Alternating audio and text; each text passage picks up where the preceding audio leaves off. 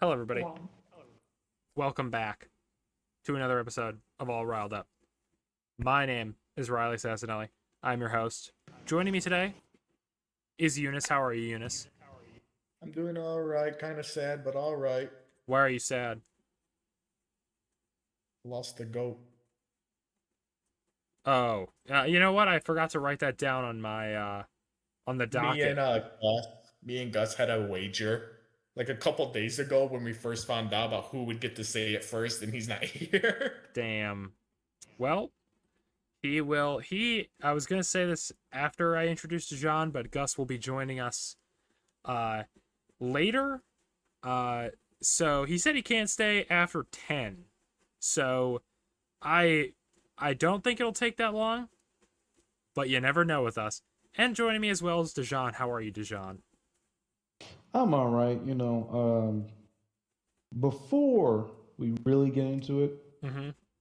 anyone listening, if you've listened to previous ones, I have no idea what the hell I'm talking about. Mm-hmm. I talk out of my ass constantly, but I will say one prediction. I think like we did a prediction thing Yes. Towards about the end. next season. Next season, if I still made the joke, I don't remember what I said. I actually predicted properly and it is now valid for next season. I don't care what anyone says. Jaguars are a threat. Yeah, they You are dick. not even in the slightest. They they are a Not even. threat. I'm correct. Super Bowl contenders. Hear me out. I would give it No, maybe. hear me out. Okay. Hear me out.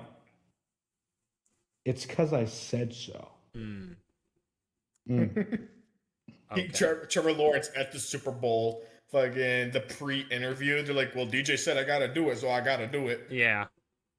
I. So what motivated you? Just point to DJ in the stand with like a gun in his hand. What I'll say. I was gonna say I would maybe uh give them uh 8 wins if they're lucky. I don't. I think you're selling them a bit high. The Jaguars, you think so? Yeah, I we'll get into it. Okay, yeah. Well, okay, I have some stuff written down. Before we start, I have D1 a haters. I am. D1 haters. Before we start, I have a couple of things to before we get into the what is the expression? The weeds of the draft. I have a couple of things written down. My Toronto Maple Leafs are on an absolute tear. Okay, I was gonna wear my jersey, decided not to. Uh, I just want to explain to you guys how bad this franchise has been until recently. So their last Stanley Cup was 1967. Uh, Now they're not as bad as the Sabres because at least they've made the playoffs. But they just won. If you're unfamiliar with how the every one of the four major sports except for football does their playoff games in series. Um, so it's like best of a certain amount of games, and this is the first time that this is the most amount of games they've won a playoff run since I think 2000 or like 1999 or something like that. Uh, they have won 6 playoff games and this is they're on the second round right now. But this is the most amount of playoff games that they've won uh since like the 90s. Uh which is so funny. And it's I've been talking to Charlie about it. With Charlie about it. Shout out to Charlie, by the way, if he's listening. Um because it's just like I cannot believe that they're beating the Panthers. Now, I know I'm going to say this and they're going to get swept or whatever for the rest of the series. But and not only that, the the Knicks are beating the Celtics. I don't know if you guys keep up with the NBA. Um but I the don't. The only thing that I know about that is that my cousin said on Instagram notes that Mm-hmm. the Celtics are in fact frauds. Uh, that's the thing. Like, and I'll try to keep this as short as possible, because I just started getting into basketball really like within the past like I know I went to the Pistons game, but before that I was trying to get into it. I was just kind of watching from afar, and every so often I would turn on a game or two. Um, I don't like the Celtics because I think Jason Tatum is a cornball, um, which he is. But he is very good. But in just these last two games, they have done so poorly. They keep shooting threes, and they keep just like they'll shoot threes, and they're like, but nobody will be guarding them, and they'll miss. Like they have like an insane miss rate on their 3 pointers. I'll have to look it up. But in the first game, the Knicks forced OT, and the Celtics just kept trying to shoot threes. So the Celtics in game one were 15 for 60 on 3 pointers. And then let's check game two. They were 10 for 40 on 3 pointers. Like they for some reason they just keep trying free throw or 3 pointers and just not like they're like, oh, if it ain't broke. But then last night's game was so funny because they they literally all they had to do was make a layup. Like it was 91-90, and the Celtics had the ball. All they had to do was score in some way to win. And Jason Tatum is just standing there dribbling, and he's like slowly trying to get in to make a layup. And one of the players on the Knicks, I'm not exactly sure who it was, just steals the ball out of his hands and just runs down the court and then just chucks the ball at the net, and the time expires because they have no awareness whatsoever when it comes to just. And if Gus was here, he would know a little bit more about that, because I know he kind of was a little bit more tuned into the NBA than I was. But yeah, just I'm rooting for the Knicks, even though they beat the Pistons, just because I love hating, and I love to hate Jason Tatum. So that is my. Oh, I remember one more thing I was gonna say before we start talking about football. Well, this is kind of football, but it's not the NFL. Did you guys know about I saw a very interesting video. I was gonna send it to Eunice, but I decided not to, so I could reveal it on the podcast. Well, Um, so the UFL has been going on, and we haven't yes. talked about it. Have you watched the UFL, Eunice? Because I know you said you were going to. Yeah, I've been jumping every once in a while. Yeah, I'll watch like clips, um, here and there, or like recap videos. My Birmingham Stallions are, I believe they're 4-2. You fucker. You had a chance to root for a Detroit team and you I'm didn't. I'm a Pistons fan now, so I'm rooting for the Pistons and the Tigers. The Tigers were my team, so I'm 2 out of 4. Apparently the Michigan Panthers quarterback is very good, but Yes. but the thing I was gonna say is they had their draft last year. It was last July, and of the players, there were 80 players drafted because there's only 8 teams, and it's 10 rounds, uh, not 7, which I think is stupid. I guess actually it makes sense, but there's only there were 80 players in the draft. Do you know how many of the 80 have played in a UFL game so far this season? No. Do you want to guess? 17. You are very close. 11. Ah, and most of them are offensive or defensive linemen, which is funny. I thought that was a very funny, just interesting fact. So other than that, before we start talking about the draft, I love jerseys. So of course we have to talk about the rivalry uniforms, which are coming out. So each, have you guys heard about this? I know Eunice has, because I think he sent me in the group chat about it. Yes. So this is like the NFL's version of like City Connect jerseys from like baseball, where they're gonna have two divisions,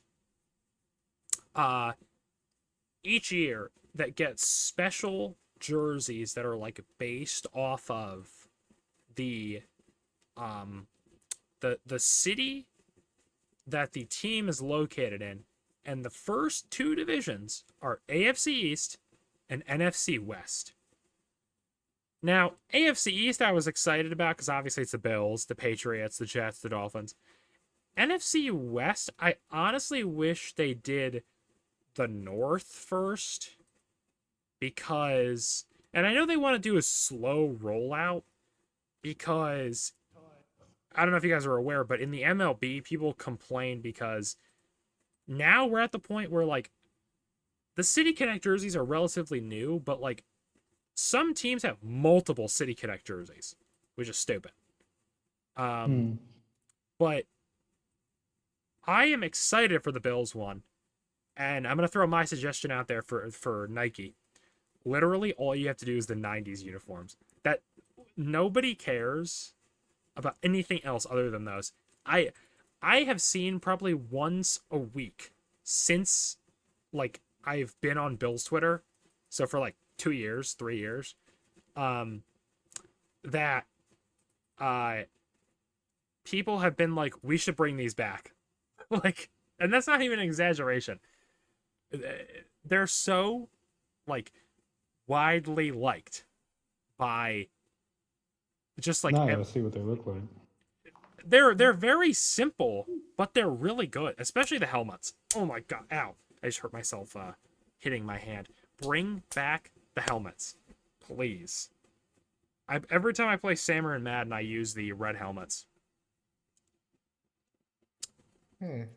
But they're pretty good. Eunice, Justin Tucker was released officially. And I know the Ravens drafted a kicker to replace him. And that was kind of when the writing was on the wall. I'm not gonna lie, dude. Let me be out the gate with this. I'm so sorry for all those women that he's hurt, right? Let me say that out the gate, right? Genuinely, I feel bad. Obviously, the NFL has not concluded anything, but it goes without saying that if a player is released before the investigation has been finished and the team already drafted your replacement, it's safe to say that it's not looking good. So I'm just going to assume guilty on this one. Because the Ravens really do try their best on these allegation stuff. Yeah. Which is why like I was chill with the whole Mike Green thing, because if the Ravens took him, that means he's probably clean. What's it called? Justin Tucker, man, it really hurt. Like generally, like I actually had like pain in my stomach for like 2 days about it. I was talking to Gus about this, and Gus has genuinely been like trying to like help me, like talk to me a bit. My first year ever watching football was his rookie year. It never mattered how bad our offense looked. It never mattered how bad our defense looked at whatever game it was. Once Justin Tucker touched that field, I knew no matter what, we were getting 3 on that board. And to see this guy who I've been hyping up for minimum 4 or 5 years about, dude, I can't wait for his Hall of Fame induction. He's really going to go down as the greatest kicker in NFL history, and he got to play for my team. It was so much fun watching him. He always was there for us. And to see that he was, even if he was getting replaced this season because he had a down year, he didn't have to go out on allegations. So it's like, you couldn't, like, he was so close to becoming a legend in his field. He really was the Tom Yeah. Brady of kickers. He was this close to becoming a legend for generations to come. And it turns out he had to be a horrible piece of garbage to innocent women everywhere. And that's why I was going to ask you for your opinion on it, because like it it sucks, because you're right, like he's still going to probably go down as like the best kicker in NFL history, but there's always going to be a cloud over his legacy. Yeah, it's going to be with an asterisk. Yeah, it's like and I hate to bring up this example. It's like how people talk about OJ, because It really is, yeah. No, Be- no, you're completely right with that. Like if a Bills fan goes, "Oh, we had OJ Simpson," I promise you, go to the comments of that tweet or that video or whatever. Guess Yeah. what the comments say? You know, what? like yeah, you really killed it off and on the field. Yeah. Yeah. So it's like, it sucks because yeah, from now on it's like, even though he's like such a good player, you think about it and you're like, ugh, Damn.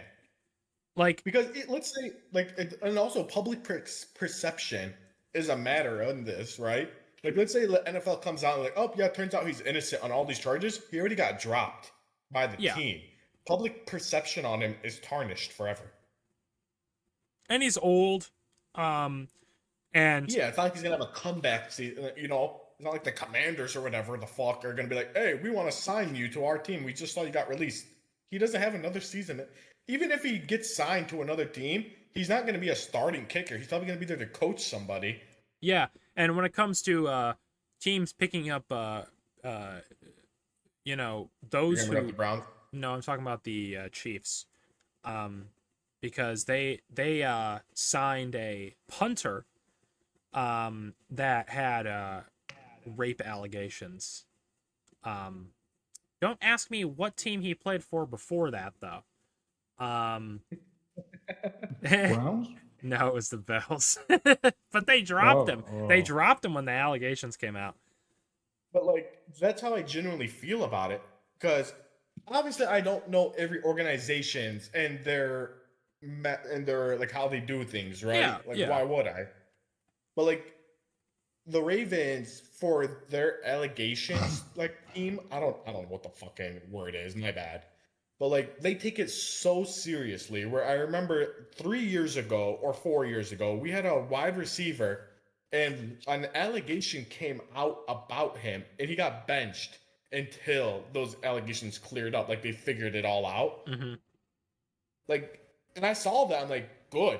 That's good on them to like take it very seriously. That's why, like, when Mike Green got drafted, I immediately was like, all right, so he's probably good. Cool. Yeah, Like, with Tucker being released, that tells me like almost immediately, like they got a whiff of something. So whether he's like 100% guilty or not, they saw something where it's like there's a gray area or something guilty, whatever. Where it's like, all right, no, no. Well, there are tweets from several years ago of That confirm everything. random people who live in Baltimore saying, "Oh, it's a big open secret that Justin Tucker does these things at massage parlors." So yeah, it's a messed up situation, because like, we've made little jokes about it and all, but like it's still I still make jokes. yeah, I mean, sometimes you got to bring humor to the function, but No, I'm an asshole. or that. What the fuck the function? But yeah, like it's just it's annoying, you know what I mean? Like it's just because Literally. it sucks that that player did that, because now his you can't talk about him anymore. Like, well, he's still well, yeah, you will, but but you can't. You have no idea how good Prime Tucker was. I just mean you can't talk about him in the sense of like, people will look at you weird if you try to advocate for, how good he was. Like if someone said, like if someone's like talking about like who's the best kicker, and I'd be like Justin Tucker, that's not the same as me talking about like, bro, let me tell you about Justin Tucker. So it's a shame. Well, bless you. Bless you. That situation is a shame. uh, I don't feel bad that they had to release him. Other than I feel bad for the like all the people. Like I saw a lot of TikToks of like people reacting to it and just like crying, grown men crying about Dude, I Justin dead ass Tucker. almost did. And if I were in your position, I would too, because that's Dude, a like I said, player this was that my guy. you grew. Yeah, My exactly, entire life watching football. That was my rock. My exactly. only thing that was consistent. Yeah, because I mean, since when was his rookie year? The Super Bowl year, So 20 2012. 2012. So I mean, you've gone from Flacco, to Flacco, Tyler Huntley, Lamar RG Jackson. RG3. Are we Bri- counting that? yeah, I was gonna say. I said that's why I said I was about to say briefly for like what, 5 Like a games couple or games. yeah, I was gonna say like a couple. But yeah, like it's just it's a shitty situation really. And that's understating it. Yeah. Whatever. All right. But let me I, look at I, mine. I'm not trying to get emotional on this shit. Dude, I dead ass clearly No, did you're zero. straight. So to transition to something more positive and negative for some teams, we have the draft. All right. Yay! I was Yippee! I was not. Oh, so let me. I think instead of watching the draft, I watched hockey, and then Oh, I don't know. Okay, now I'm sorry. what? My brain immediately went to Real Housewives of Atlanta. I don't. What about watching instead of watching the drafts? I watched Yeah, Real Housewives of Atlanta. yeah. You seem like the type. No, I love reality TV shows. My favorite shows are the polygamy shows they have on TLC. Oh man. Bro, they have a new one coming out. It's currently airing. It's called Poly Family. That I cannot wait to watch. You told me about that. Yeah, seeking sister wife. Okay, I'm gonna go on a quick tangent. For I promise I'm looking at the timer right now. I'll only do 2 minutes. For anybody who has never watched so if go on either YouTube or Hulu has all of them. Seeking sister wife is the best one. Seeking brother husband is okay, but seeking sister wife is like genuinely unhinged sometimes. There's a guy who's like he's been there for like 3 seasons, and there's a guy who like his wife, he's like very obviously like guilt tripping her into like being polygamous, and like there are times where like she'll like get upset and stuff, and she frames it as like she's just so overcome with emotions because of all the stuff that's happening to them, but it's obviously just because she doesn't want to be in polygamy. And his wife, he and his wife are both white, just like they live in like Colorado, but every girl that he tries to date is from Brazil and is Brazilian, and Oh, so they you never are the speak type. English, and it is so funny. Like if you don't even have to jump into season 1 because it's some of the same couples every season, but it's some of not the same couples every season. The best season to jump into is definitely 3, because that's when Garrett starts being a thing. If you're a listener and this is your first time ever listening, and you somehow got 24 minutes into this episode, I just sold you on the best show you'll ever watch. Like you'll love it. Okay, that was my tangent. So now the draft. All right. I'm gonna for each of our teams that we talk about, I'm gonna put my grades into the chat, but I'll put the Patriots in last, maybe to give So Gus a chance to join if he can. I should have said this before we started. I would like to talk about the first round first for every team. Not every team, but like the standout picks of the first round. And then we'll go, Lions, Bills, Ravens, Patriots.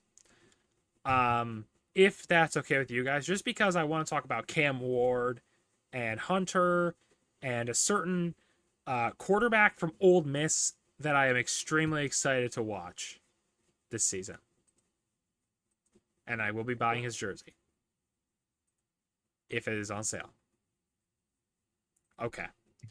So, first overall was, and I had heard this rumored so much, and I think I said this was not the pick that I would have gone with if I were them.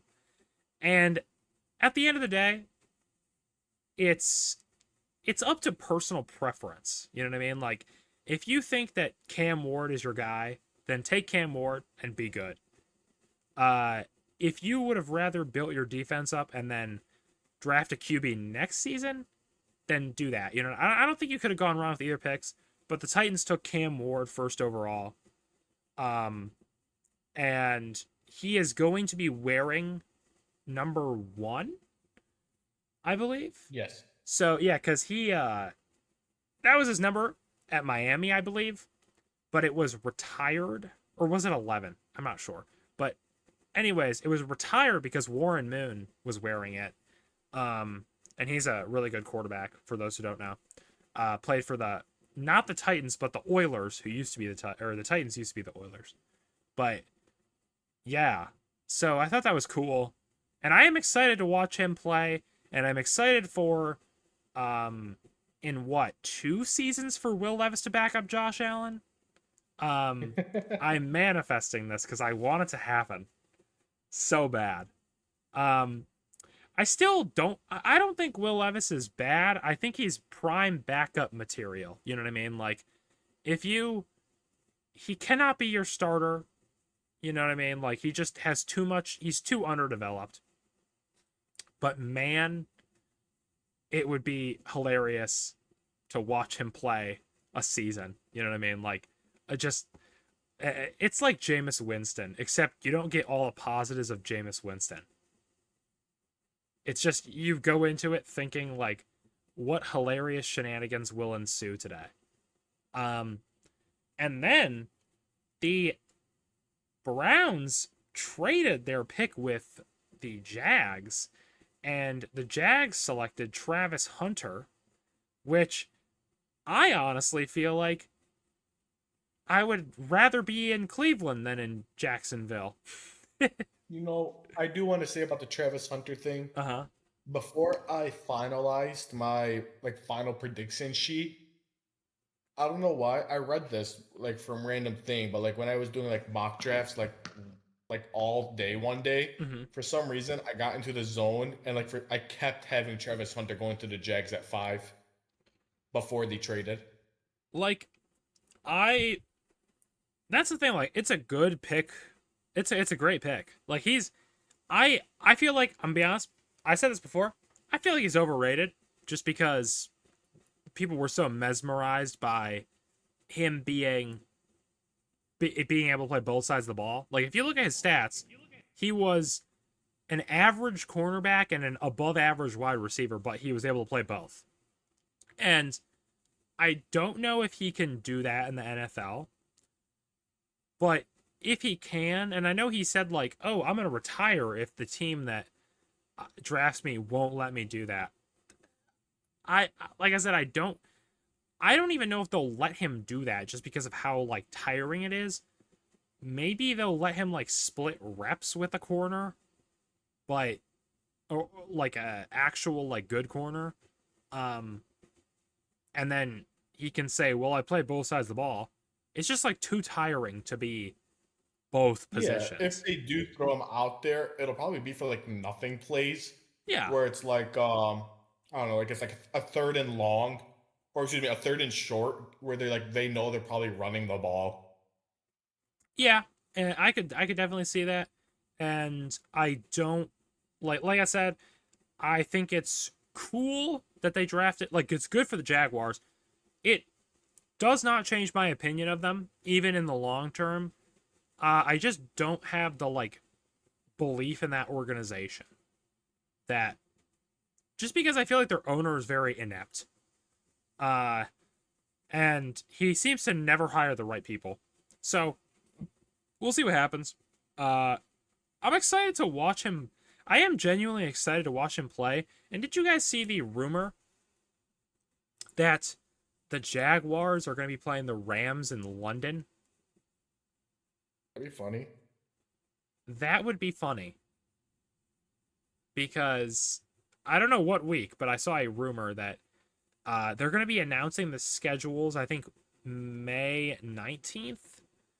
And then, but they 14th? Yeah. Okay. So May 14th. So leading up to May 14th, I believe starting the 12th or the 11th, they're gonna be announcing the international games before they announce the full schedule. So that'll be cool.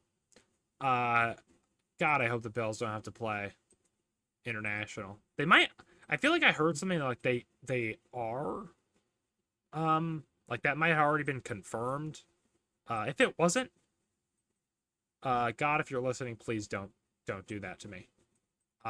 Send them to Brazil. No, no. Play on that shitty ass turf. And that's where Jordan Love got hurt. I know he didn't like. That's like the game where you have to like squint your eyes the whole time you're watching Riley. Yeah, just wincing in pain.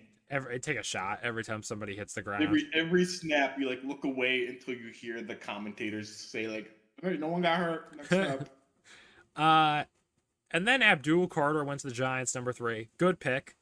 Not surprising, yeah. Some of these picks I feel like were just like, well, yeah, obvious. Yeah, obvious. I mean? Exactly. Now, the funny thing with Abdul Carter, and I like him, don't get me wrong, he is a dumbass because he keeps trying to get people to unretire their numbers so he can wear it. Why? I blame him for it, honestly. Who was the guy that wore number 11 for the Giants? Okay, it was really long time ago. Yeah. Yeah, but he said like, "Oh, I would love to do that. I'd love to give it," and he got outvoted by his family, and then he couldn't get it. But then he tried to get Lawrence Taylor to unretire his number. No, like that ain't gonna happen. You know what I mean? Like it's just it's funny because he was like, oh, I think it was 11, and he was like, oh, I'd love to, and then his family outvoted him. But if my number got retired, I ain't giving that shit up. Like, you get pry out of my cold dead hands. You know what I mean? But then we had Campbell going to the Patriots. I don't think I ever saw him going anywhere else in like other people's mock this drafts. Is a guy that like he's like the guy that like if you didn't know any of the draft picks, everyone knew Will Campbell, number 4. And I like Will Campbell, and I am excited to see the Bills' shitty defense never be able to get past him. Dude is built like a wall. Yeah. Joey Bosa ain't ever getting past that guy. You know what I mean? Like you gotta put 2 edges on the other side. Fuck it, just double down on the other side. I think the only guy who could get past him is the GOAT, Matt Milano. He just finds a way. You know what I mean? Mason Graham went to the Browns. Another one where it's like not really surprising. They needed D-line help. The Browns needed so much that like any pick at the number 5 would benefit them in one way or another. Yeah. And then Genty went to the Raiders. Wait, what were you saying? It's a beautiful pick. I mean, he's going to probably run the ball, 40 times per game? Yeah, Geno Smith is just going to be like, he's barely breaking a sweat. Geno Smith is going to think about throwing the ball, and he's going to turn around and get bit by Ashton Gently. And I'm very excited, because I love Genty, so I'm very excited to see him play. Yeah, he's cool. Jets took a good pick at 7-2 with Membo. Jets took O-line, trying to protect Justin Fields. It won't matter. The Panthers took I ain't gonna fucking pronounce that correctly. McMillan. Yes, McMillan, the wide receiver. I'm just anytime I can't pronounce a name, I always go with the way easier last name. Yeah. He was pretty good, so that's good. I'm rooting for Bryce Young, so I The thing is about the definitely am Panthers excited for for this that. pick is it just didn't make sense to me because could they have used a boost in offense? Sure. But is that what is killing them? No. Yeah, The reason, like their you look at it defense. last year, when Bryce Young woke up, was coincidentally the same year two of their O linemen got benched and replaced with two other people. Yeah, and have like I don't other than like the news that came out today, I don't even remember like what splashes they've made in free agency. I think they're working on an extension for Adam Thielen. They made a lot of splashes for defense, which is really good. They got a new safety, a new cornerback in the draft. They took two edges who are really good each. Mm-hmm. They made a lot of defensive upgrades. All I think is like they could have prioritized it like differently and gotten better things out of it. But was it bad? No. I don't know if they're going to be able to contend for the division just because the NFC South is weird. So I never know what to think with the NFC South, but I am excited to see what they do because I would like them to succeed, you know. Um I don't care about the Saints. They took O-line or offensive tackle. We were talking about this a little bit before we started recording. The Bears took Colston Loveland, and I was gonna bring this up, tight end out of Michigan. I was gonna bring this up when we were talking about it before, Eunice. This guy has an injury that took him out of the season last year, and I believe it required surgery. Who? Colston Loveland. Yeah, but it wasn't anything like It was his endangering, knee, or no, it was a yeah. shoulder. I don't remember. It was Well, whatever it was, I don't remember. I do remember talking to my uncle about it, and he was just telling me, he was like, yeah, it needed surgery, but it's not like one of those surgeries where it's like close to any of like deep muscle fibers or whatever, so it should heal pretty good. yeah. So type 5 AC joint dislocation in his right shoulder. So yeah, Yeah. it's I'm looking at stuff right now. It says he's gonna be good to go for camp, and so I personally, it's like we were talking about before the show. Like Tyler Warren was better in my opinion. I guess it depends on how many. It depends on how you're gonna use them and what you're looking after, right? Yeah, it's all play style arguments. And with the recent news about the new election of the Pope, you got to wonder how much help does Caleb Williams really need? Because if the Bears are going to have God and Colson Loveland on their side, like what this team is going to be the best 9-8 team you'll ever see. And then the Niners took Malik Williams, edge rusher. Cool. He's good, but nothing that is it Nick Bosa or Joey Nick Bosa? Bosa. Joey Bosa's on the Bills. Nick Yeah. Bosa's on the Niners. Yeah. Yeah, Michael Williams, he's good. I like him, but he's not going to be adding anything that the what's his name wasn't already adding. Now I have a segment for after the draft about a certain team in Dallas who plays football. So let's not talk too much about the quality of that team, but the Cowboys did take Tyler Booker, which is O-line. He's a good pick for them, honestly. Yeah. Their biggest killer last year was their horrible O-line. Mm-hmm. And then the Dolphins took Josh Allen's newest child, Kenneth Grant, defensive tackle. Kenneth is a dog. Yeah. I love Kenneth Grant. Anybody who... He's actually, like, really good. Like, everyone thought he was a top 5 pick. Anybody who takes... Or anybody the Dolphins take automatically becomes adopted by Josh Allen because he's their father. They lose 20 in each stat point immediately as soon as they sign the contract. Hey, they nerf themselves. When Jalen Ramsey when he signed with the Dolphins, He said in like one of his first press things that he wanted to that he was looking forward to beating Josh Allen, or that like Josh Allen was trash or something like that. And he now has an 0-6 record with them. You know So what? You made me remember something that I will bring up when we get to a certain Malachi team Starks, that yes. yeah, He said I something that saw. for some reason people are taking as disrespect when it's actually a really nice compliment when you hear the full clip. I just saw the part where he's like, "Oh, I'm looking forward to picking off Josh Allen." Okay, I would love to give context and like it's really quick. Mm-hmm. Someone asked him like, "Who are you looking forward to the most to versing?" He's like Josh Allen. They're like a couple minutes pass, excuse me, and they're like, "So why'd you pick Josh Allen?" By the way, he's like, "Because he's amazing. If you get to pick off Josh Allen, that's like amazing for your career wise." Uh huh.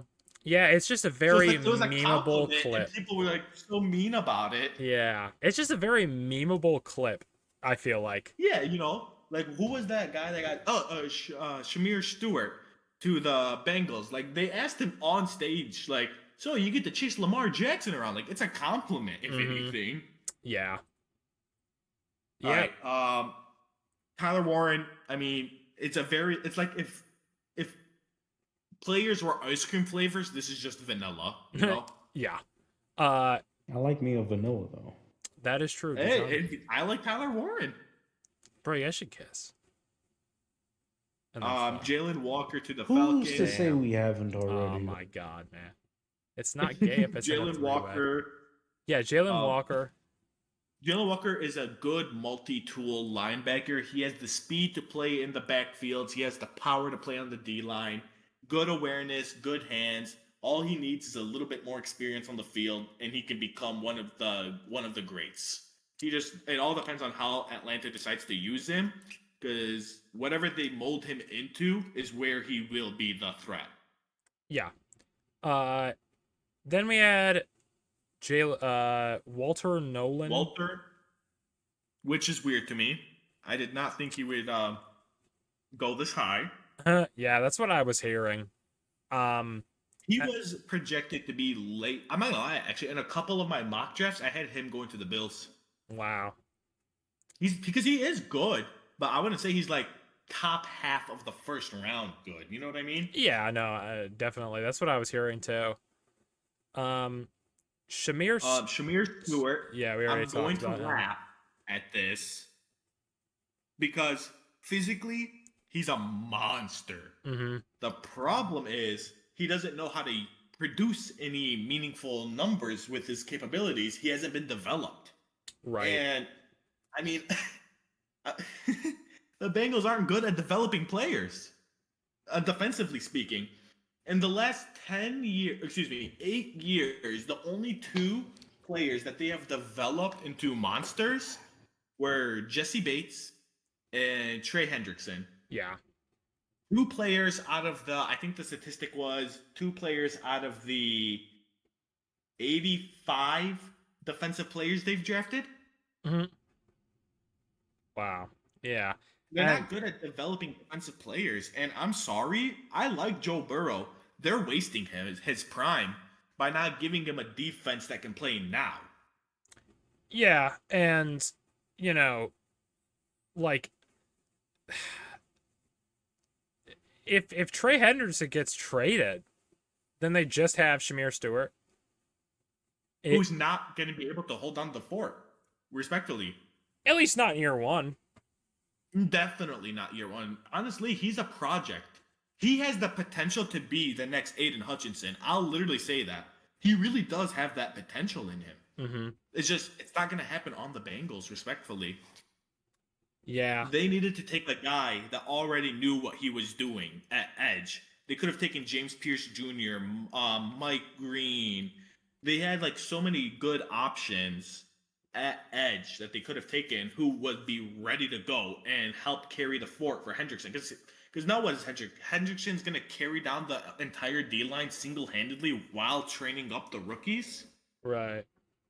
At least, like, if Sam Hubbard was still around, you can then argue with, well, Hubbard's there and Hendricks there, so they can, like, split the load. Mm-hmm. Pause. You Um, don't need to add pause. I'm gonna actually branch off that. Um, Look, I'm gonna give it a bean, and this is not football related. uh, Anybody who just heard that and was like, "That's kind of gay," you are a closeted homosexual. oh my god. DJ, we've made love on It's multiple occasions. I and got the I video. ain't gay. You I had to know, test it out to make sure. Just making out like with your homies without saying even pause.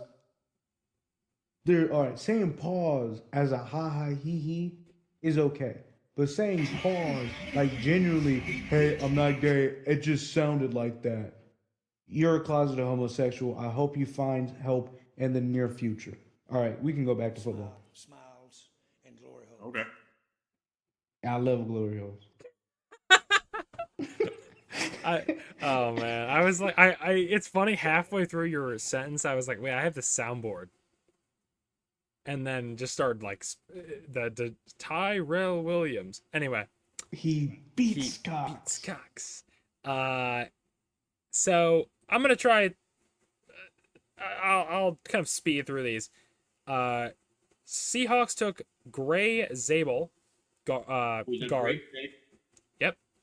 Uh, Buccaneers had a funny ass pick with Emeka Akbuka. I was Just because why the fuck did you have Chris Evans and excuse me, Mike Evans, Mike Evans, and Chris Chris Godwin, Godwin, yeah.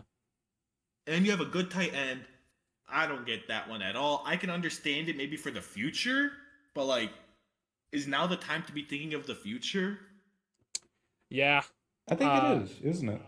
I guess maybe you're trying to figure out, what your situation Because like is. they're like in the same boat as like the Eagles are really, where they have all the players they need to like start moving forward. So it's weird that they keep taking these like breaks and pauses to develop more players. Like you're not gonna play with Right. 6 receivers on the field. Hey, I've I seen Stranger okay. Things.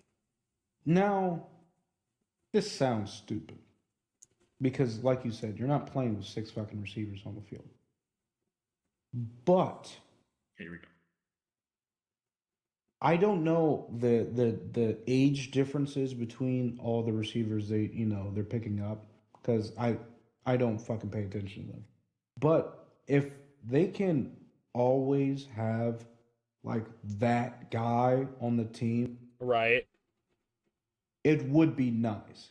But to keep wasting time to try to make every receiver that guy on your team is kind of weird. Yeah. Yeah. With like Bengals, okay, like a good example. Mike Evans is going to be a future Hall of Famer. You know, like holds the record for most consecutive 1,000 yard seasons. Like that's insane. Yeah. But like to put him like perspective, like imagine if like the Bengals every year kept taking a wide receiver in the first round when they already have their duo in Jamar Chase and T Higgins. You know, Mm-hmm. Yeah. but like it's nice to have a good three. It's good to like have your replacement for T Higgins or Jamar Chase like every year. Yeah. I understand that. Broncos have arguably the best secondary in the league with Jada Barron. They were already the number one or number two defense last year, so this is just a hat on a hat. I mean, goddamn. Bro, if Mo Pix was on any other team, they would have a How are you field gonna day with call him. him pick still after he had an amazing season? Because I love him now, and I want to be funny. I'll never forget those 4 weeks of hell you gave me last year, Riley, when I said Yeah. he was my guy. And I was like, oh man, that did not age very well, but that's okay. I'm gonna keep doing it. I have to be Uh, the Skip Bayless of this podcast. Steelers not taking an offensive weapon in the first round, especially after trading away George Pickens, now that we have that information, is really, really, really weird. Oh, we're gonna talk about Pickens after this, and the Next is the Steelers. Chargers. I'm sorry? I said we're gonna talk about the Steelers and the Cowboys after this, because oh man, Yeah. Chargers, I mean, a solid pick. This is like another thing, like Yeah. vanilla ice cream, I guess, where it's like oh, cool. And then you just like move on until you see them actually in action. And then Same thing with Green Bay, honestly. the dream With, like, died. My dream of having Matthew Golden died. yeah. That's the curse of being a playoff team, though. You don't get the good picks. I You get know. the scrap. Oh, I know. Unless you get really lucky or Yeah, trade up. and I ain't doing that shit. Matthew Golden, though, just another example of that. It was like, oh, cool. They got something that they could use if used the right way. We just got to wait and see with Matthew Golden. Yeah, See if Jordan don't Love draft can him play in or not. fantasy. I'm sure he'll put up a 0.0 performance whenever you need him. And make you lose by 1 point to your fucking worst rival ever. Fuck Jalen Reed, bro. I'm I'll not. never let it go because I knew with like an hour left in the game, he ain't getting it, bro. And it's funny because I knew I was watching the game like on the edge of my seat every time, because it was a good game, but I was like in the back. I kept saying in the group chat, please, but I knew I came to accept it. I was like, yeah, it's over. That was the one time It's over. in my life I took a gamble before a game ended to talk shit. And Yep, it worked. and it worked. Jonathan Jackson Yep. to the Vikings, another safe bet. You know, nothing crazy, nothing fancy. He went where he should have went, honestly. Protecting JJ. Yeah, the only thing for me is the only thing I could have preferred for the Vikings was maybe taking a defensive back. Mhm. Honestly, this is where I had Malachi Starks going for a while until like the last month of before the draft, just because like their defensive backs is what killed them last year. Mhm. Yeah. Jackson. No, wait. Yeah, I was gonna say, Don't wait. worry, don't worry. I knew So- it. I know you wanted to cook. The Texans were on the clock, but then the Super Bowl contending New York Giants said, we must grab our franchise quarterback. And they traded up and they grabbed the best quarterback in this class. And they got Jackson Dart, who no disrespect to Jackson Dart. Full disrespect to the Giants. Are you fucking stupid? Because Dude. here's the thing, right? I've said this before. I'm not saying Jackson Dart is good, but in the right situation, he is a project. You know what I mean? He has better scrambling ability than Shedeur does. I'm just gonna say that right now. And so No, you're not wrong. and he can sling it. So Yeah, you're cooking so far. You're cooking. So I'm not saying he's if you watch the film and you watch film breakdowns, sure, there are a lot of issues. He's basically like he is a project quarterback. It's like they took a project quarterback with a team where like everybody in the front office is stupid. Like, and they're like, oh, we can handle this. Like they if he went to the right situation, he'd be good. The Giants are not the right situation. Brian Dable. I'm sorry. Please keep cooking. Brian Dable is really good, and I love him. Yeah. But oh my god, like it. You know, I just it. Not only that, you didn't need to trade up. You didn't. Oh yeah, need he to was trade going up. to be there 5. Because looking at the teams that are next in line, you know, at the time it was the Rams, but the Rams, the Ravens, the Lions, Commanders, Bills, Eagles, Chiefs, Jackson Dart was not getting taken. None of them are taking the Bills him. weren't looking at Josh Allen like, I don't know anymore, man. Yeah, I'm no, feeling Jackson Darty. Yeah, exactly. Like they're not doing it. So like I could understand because I was looking at the draft order. Cleveland has the first pick of the second round. I don't think they would have taken Jackson Dart either. Like, Yeah. And so you could have just got him in the second.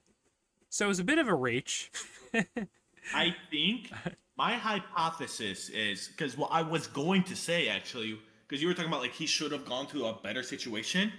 I think the best team for him would have been the Rams. Oh my And god. there were rumors of the 100%. Rams taking him because Matthew Stafford is on his way out. Yeah. And if you look at it, before the Falcons traded up at 26, 25, I mean, that is where the Giants, I think they got spooked that the Rams were going to take him. That is Obviously, possible. and I think that's also what led to the Rams trading away their spot to the Falcons because they're like, well, the guy we wanted is gone, so we don't care about this anymore, the first round. I could totally see that. If I was the Rams GM, I would probably just have waited another year. Yeah, I mean, next year's draft class is way better. That's the thing. It's either you take a quarterback and have him train under fucking Matthew Stafford, which would be amazing. which would be like training under you're literally training under a Hall of Fame quarterback. But then again, Jackson Dart is now going to be training under Russell Wilson, who is arguably another Hall of Fame quarterback. Not anymore. I get, but Stafford still has like. I was shitting on Stafford because he was struggling at the beginning of the season, but then at the end of the season, he was kind of obviously they fell apart in the playoffs, but that's kind of a different can of worms because of how close that game was, but like.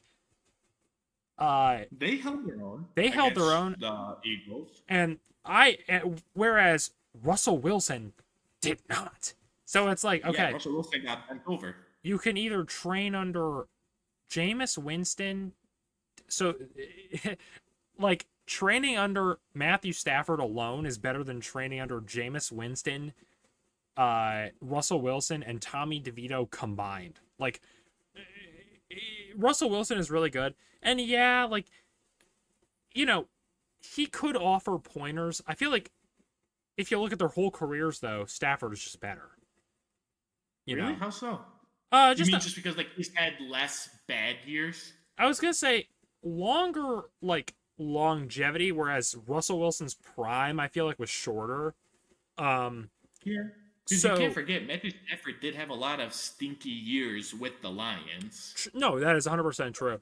I feel like that's the problem when judging both of those teams, though, both those players, is that Stafford had points where, like, the whole Lions organization was bad. You know what I mean? So it's like, and Russ actually has that same excuse. Like the Broncos, yeah. the first year under the Broncos, that whole team was bad, not just Russell Wilson. And then but around year 2, year 3, though, where you started looking at him, you do blame him, yes. And then even when he was in the Seahawks, kind of at the end of his Seahawks tenure, they were like, oh, let's get him out of here, like. But they were also kind of just stinking. You know what I mean? Like they got their Super Bowl. They tried to back it. Didn't work out, and then everything collapsed. Because when they lost that Super Bowl, they lost like 5 of their offensive starters that year. Yeah, and then what's his face? Richard Sherman. And then their coach got injured, and then never was the same. And I think actually got traded. I didn't know he played until very recently for a team that wasn't the Seahawks. I thought Sherman stayed there his whole career, but he went to the fucking. There's a lot of players like that. You'll be like shocked. Like I didn't know until like a few weeks ago that Julio Jones finished with the Buccaneers. Yeah, I think I did know that, but like that was they don't talk about that. You're right. Like nobody talks about that. Julio Jones finished with the Eagles. Yeah, the Eagles. But he was like only there for like a little bit. Like, but yeah, like, so whatever. Back to my point, Jackson Dart. I think the pick is good if it were in the second round. He was always seen as a second round QB. Yes. And that's not an insult. The second round, going in the second round is still a very good accomplishment. And so Get it. Go ahead, John. right? Doesn't that mean like your top 50 overall player? Yes. Yeah, top 60, yeah, depending where you Yeah. go. Mm-hmm. And so, So like, I don't hate the pick if it were in the second round, and I am excited to see. Like, that's the thing. On paper, you look at the Giants and you go, okay, like there's something there, like, Especially on defense. oh my god, If you look at their defensive starters, you would think like, damn, this is probably the best defense in the league. You would think that. yeah. And so it's like, I think that, like, if you look at the offense, but the thing is, I know exactly how it's gonna play out. Because we know the coaches, we know. Yep, we I know how it's gonna play out. I'm gonna call it right now, and I'm gonna try to say it in the first episode of the beginning of the season. Russell Wilson will start. Russell Wilson will suck. Yeah. He might have one good game that tricks everyone into thinking, "Oh my God, Russell Wilson is good again." Probably like week 2, like a very early game, like week 2 or week 3, he'll throw for like 400 yards out of nowhere. And then he'll shit himself. And Russell Wilson is the same thing as Geno Smith.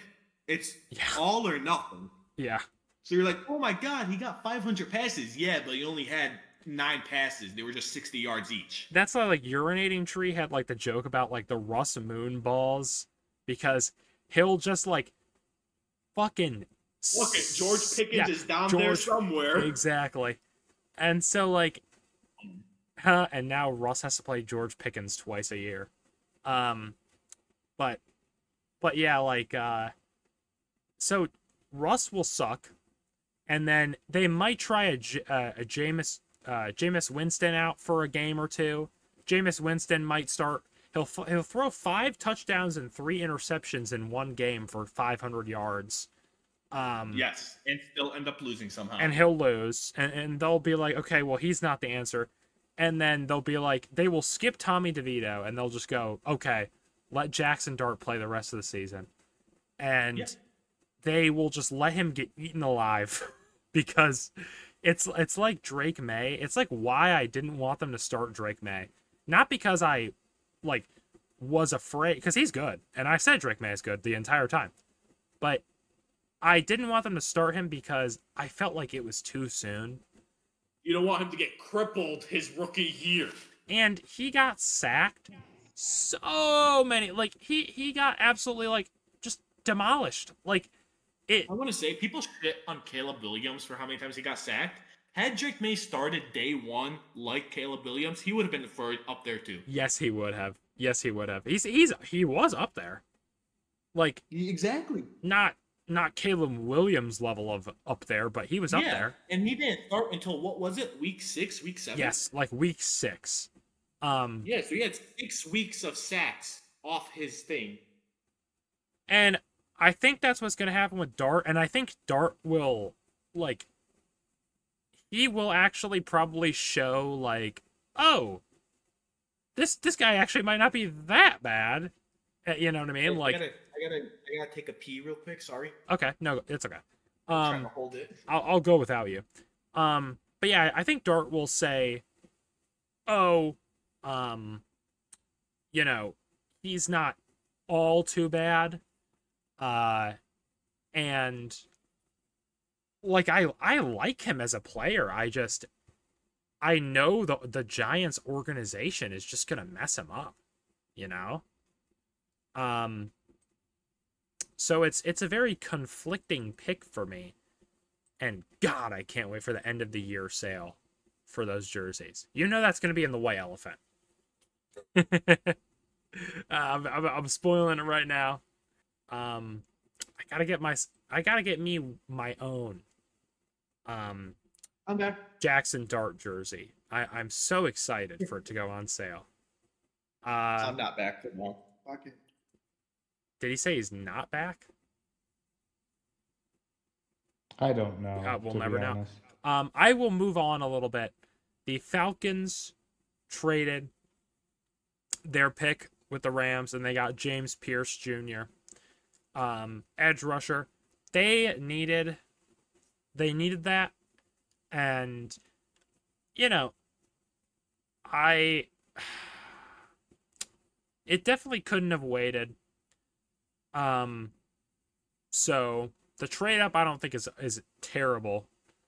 Um, and then we'll have to wait for Eunice to come back because the Ravens picked Malachi Starks.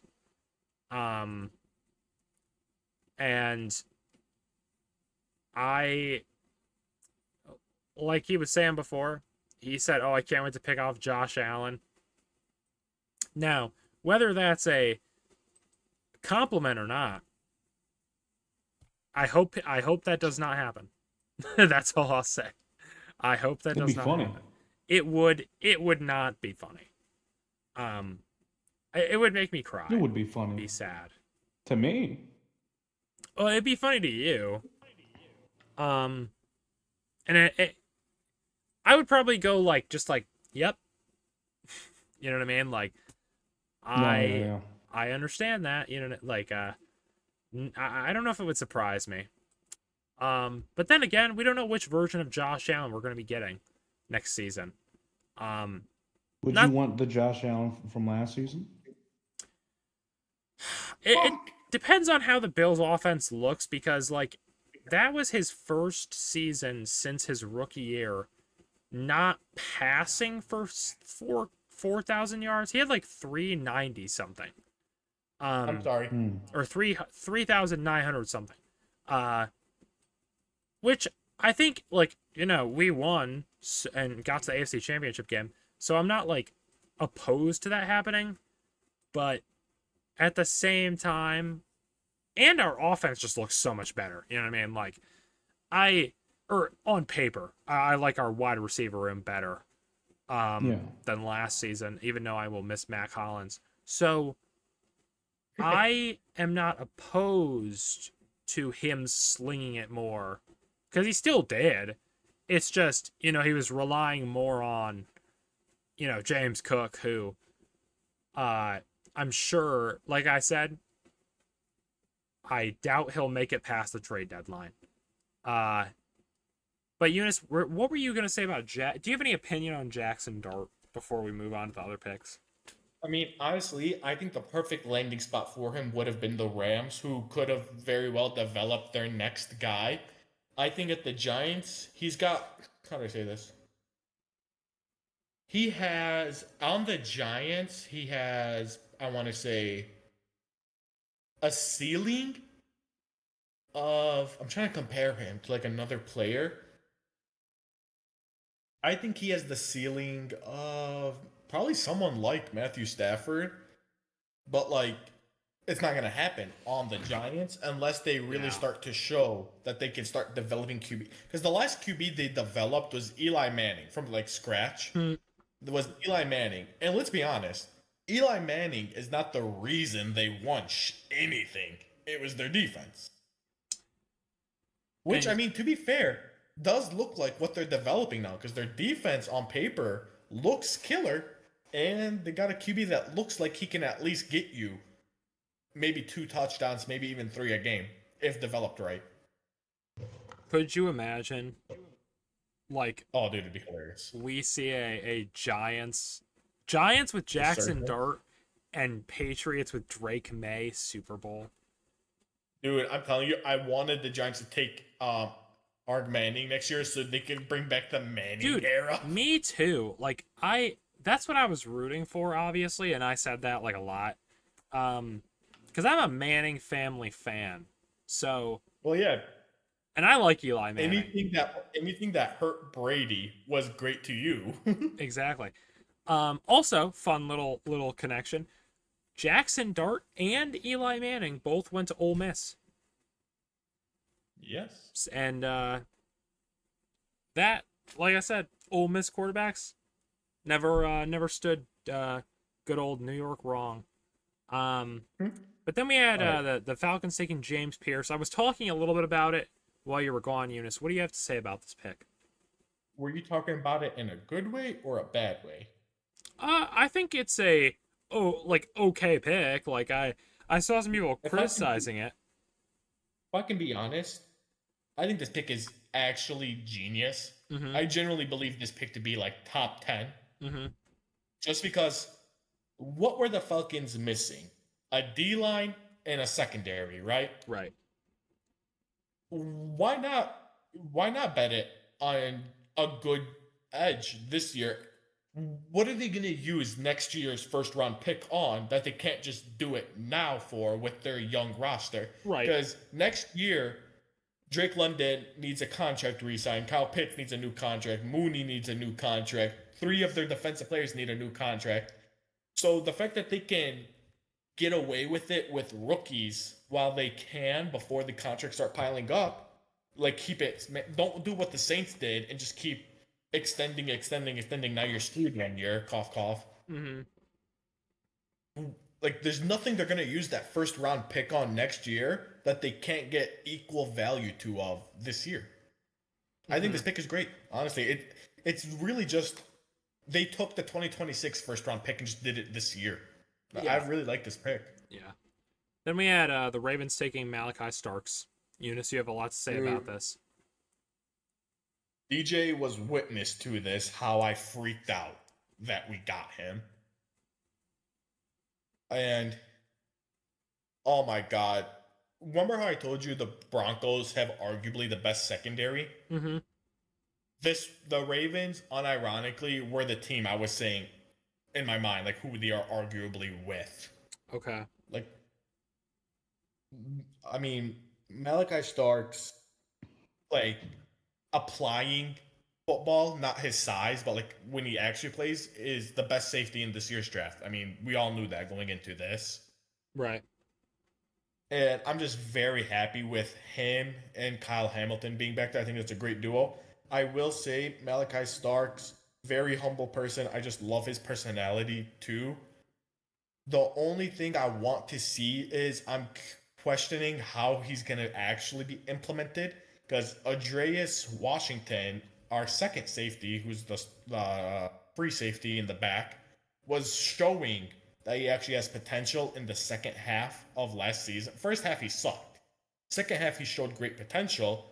So I'm curious to see if Stark is immediately going to replace Washington, or if it's going to be like, all right, Starks, you're getting half the snaps. Washington, you're getting half the snaps. Let's see who does better. Mm-hmm.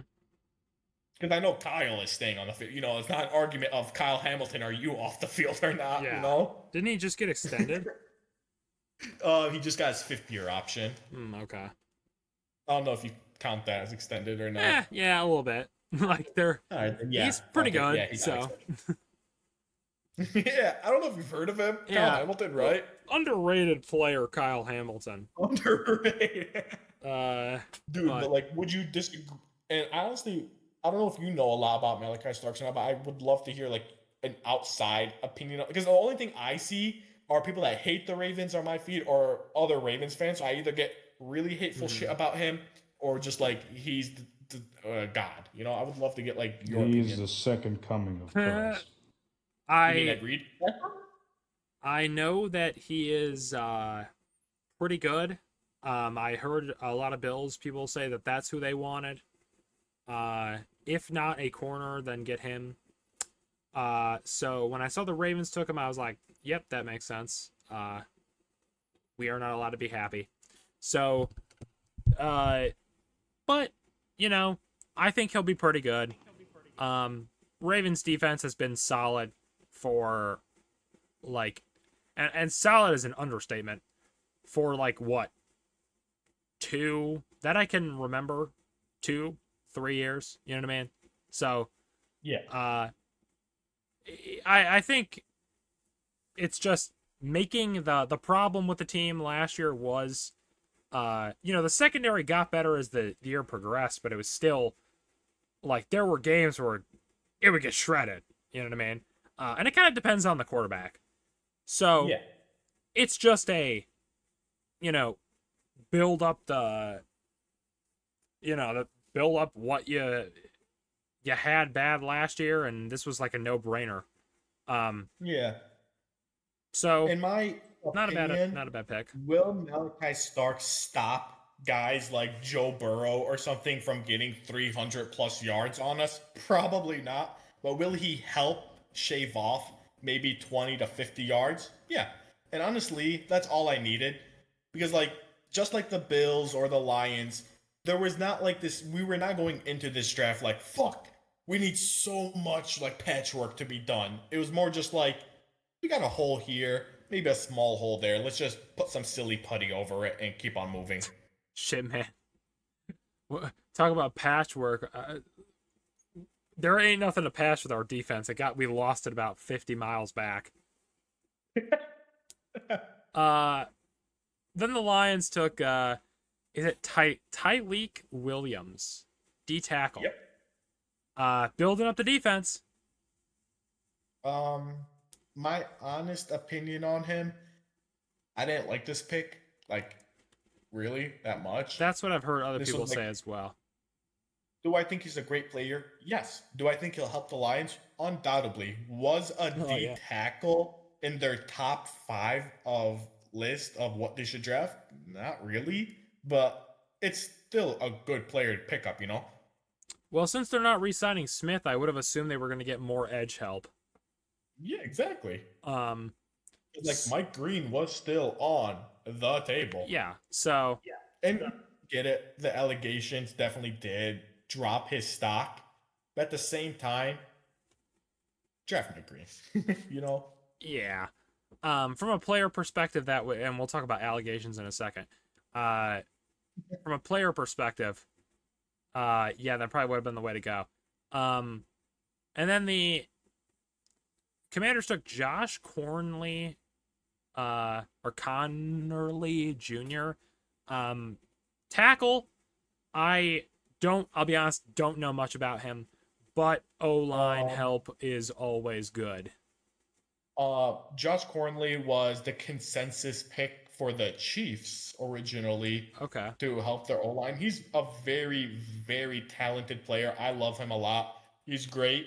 Do I think the Commanders needed O-line in the first round? Probably not. But it's like the same thing with like the Lions. It wasn't like a huge priority, but it was inevitably something that they did need to get. It was an okay pick. Uh-huh. And then the Bills took Maxwell Harrison. Apparently he was the fastest among any player, I believe. He was the fastest player at the combine. Yep, he was. And so I think he's a good player. And we needed a corner, so corner help is good. It kind of deflated the hype because like one of the I did not watch I would watch here and there, but I was like, whatever, Bills aren't picking until 30, and I don't want to watch the whole thing. I gotta watch. There was a hockey game on. I watched hockey. And so I was like, I just am going to go to bed because it was too late. It took so long for the Bills to pick. And I honestly was like half expecting, I think I even joked about it in a different episode, like, okay, are they just going to trade down? They did not. They took Maxwell Harrison. I think as a player, he'll be pretty good. This is Tua's fastest wide receiver now.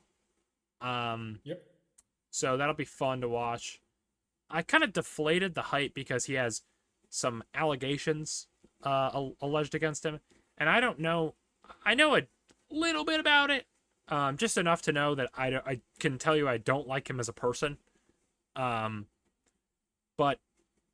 I am still going to, not, like, at the end of the day, I can't control that. So it's like, while I may not like him as a person, and I'm not going to be, like, personally rooting for him or anything, I'm still going to root for my team, you know what I mean? So it's just like, I was like, I think as a player, he'll be good, but as a, like, I will always be like, whenever even if something good happens with him, I'll be like, okay, you know what I mean? Like, I don't know if I'll be excited. I'll be like, okay, you know what I mean? Cool that happened. In Not that my it was him. honest, if I can give my take on him, I think he's great player. You know what? I'm just gonna say this now for everyone I talk about. I'm only talking about players. I'm not talking about off the field shit. Yeah. this is yeah. I'm not here for that. Yeah. I think he's great. I think he's phenomenal. I think he'll be a great 3 for you. My only critique, and this comes down to play style, of course, so I can't say too much on this. I just think, is he a good pick? 100%. Was there a better cornerback available? Yeah. Yeah, I think but Trey Amos or Benjamin Morrison would have been better.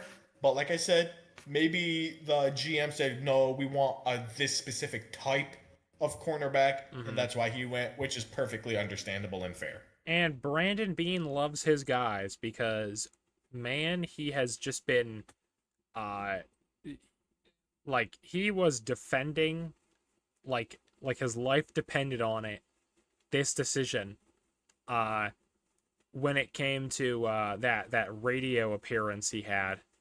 Oh my god, Oh my that was God. so funny. And I was like, that's a bad look. I feel like that's very unprofessional of him to do. At the same time, he's right. You know what I mean? Yeah. Like he's right. It's just I personally, if I was the GM, don't think I would have done that. Just to, he went on and said like, "Oh, you guys are bitching about us not getting a wide receiver." Was the in the draft was the exact quote. But the thing is, like, that's the thing. Bills fans know that like the defense was bad last year. It was Yeah. just a bunch of dudes with the occasional like really good player. Terrell. I can think of several players that were great, but that's still only like 5 of all of the defense. You know what I mean? Like, and there were several Kyer Elam, just horrible people on the roster, horrible players. Kyer Elam, Von Miller for most of the season, and so he was good in the last few games, but man, was he horrible in the for the majority of the season. So when I saw like the first several picks of ours, we didn't pick a wide receiver. We picked Until a wide the very receiver last pick. 7th round. I think we took a tight end 5 or 6. Like a tight end 3. Like I said, just build the defense up. That's literally like, and I was saying like if Golden is available, that's who I would want. But Golden was not available, so automatically defaults to okay, whoever's the best defensive player for our needs. You know what I mean? Yeah. And then the Eagles took Jihad Campbell, linebacker. So building up the defense, good. I mean, the Eagles are just a great team still. They are going to be. I've seen people put them as like low in the power rankings. That's just for clickbait. They're like the best team in the league currently. So I that was a good pick for them.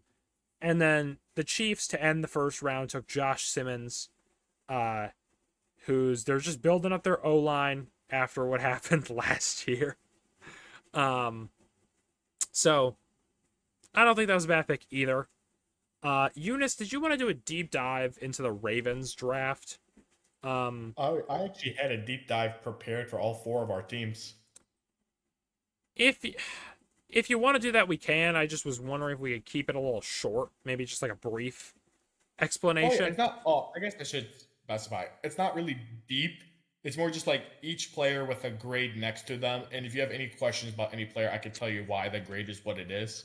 Okay, if you want to, you And can then go I for wrote it. like 3 sentences on the teams for us. Okay, you can go ahead. If you want, we can do this from. I guess we'll do Pate's last. Maybe Yeah. give Gus a chance. Yeah. So I'll start with my team, I guess. I'll Mhm. put these in main if you wanted to have a look. Oh yeah, let me look at that. Yeah. I'll put it on my So phone. this is for the Ravens. Oh, okay. So Malachi Stark's already talking about Mike Green. He was a first round player who had reasons that he dropped to the second, which whatever. But we pretty much got 2 first round pick players without trading or losing anything. So that's obviously an A plus. Mhm. Henry Jones gave him a B plus. I like him. Good player. I would have preferred a real guard. He's a swing, so he does tackle and guard. Mm-hmm. So he's good at both, but I would have preferred someone that specializes in it. But for a third round pick, that's great. Linebacker, there were some better options available. B. Carson Vincent, same reasoning as previous. There were better options. There was worse options. He was like a good player. B. The cornerback Cone, he's a little iffy. He definitely needs to be built up some more. C. We took a kicker in round 6. I mean, he's a great kicker, good player. Everything about him is good. I just don't like kickers outside of round 7, so that definitely hurt the grade. Wester from gave him a B. Good player. He's really here for his kick returns. Mm-hmm. Peebles, an amazing player who should have went around round 5 and 4. Whatever it took him. Longer about him, he's better than Cone in my opinion. I think if I was GM, I probably would have flipped the draft picks. Mm-hmm. Like longer about him should have gone earlier. And then round 7, we just took a random old lineman who plays close to Maryland. So I guess that's just all it was. He was just a solid player, C+. Uh-huh. All in all, day 1, 2 were amazing. Day 3, we had a couple weird picks in round 4, 5, 6. All in all, I give the overall graph for the Ravens a 9 out of 10, just because like everything we needed, we got, and we got them really good. Okay. Lions, I'm posting it right now. So if the Pats were the highest grade and the Ravens is a 9 out of 10, holy shit. Who's the lowest? I bet it's the Bills. It's very close between the Bills and the Lions. Okay. No one did bad. Yeah. I've seen pretty much like universally among our 4 teams, like people have been giving them pretty positive grades. Yeah. Lions, pretty good overall. Like I said, I already mentioned my opinions on Tyreek Williams, B-. Mm-hmm. The guard that they took in round 2 is actually pretty good. But I don't know if guard was such a big need for them, so that dropped it from an A to an A-. Isaiah Tesla is kind of weird because he was not a round 3 prospect at all. If anything, he probably should have gone like round 6, maybe Right. round 5, being generous. So that hurt the grade. Miles Frazier, another good guard, B+. Like I said, just O-line was not really a big need for them, so it did hurt the grade a bit. Ahmad Hassanin, another good player, but he definitely needs a lot of development, and the Lions did lose their defensive coordinator, so I'm curious about him. Same exact logic follows for Dan Jackson. Physically pretty good, but intelligence and actual applying his skills, eh. And then another wide receiver at 7 was just very weird to me. I get it, it's round 7. He's probably very rare chance of getting a starting role, but nonetheless. Lions, I gave them an 8.5 out of 10. Okay.